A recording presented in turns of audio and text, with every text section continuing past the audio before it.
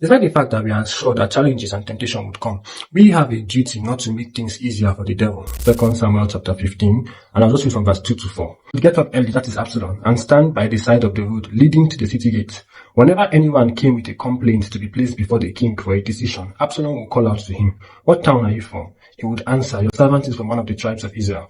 Then Absalom would say to him, "Look, your claims are valid and proper, but there is no representative of the king to hear you. If only I were appointed a judge in the land, then everyone who has a complaint or case could come to me, and I will see that they receive justice." This is a very basic passage, but I want you to notice where Absalom placed himself. He placed himself at the road leading to the city gate.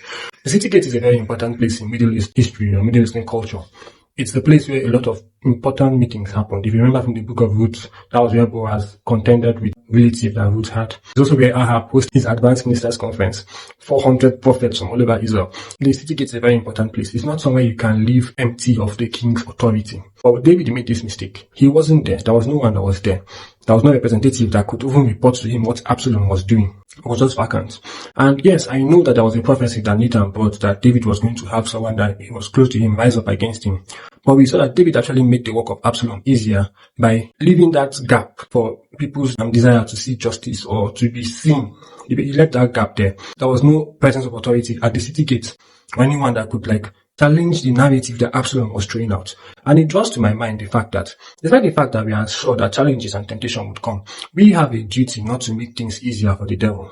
As youth trying to flee iniquity, despite the fact that you know that the grace of God is there and that God is not going to lead you into temptation, you still need to be disciplined. As a minister of God, someone that God has given the power, has given words, fiery words, you still have the duty to study.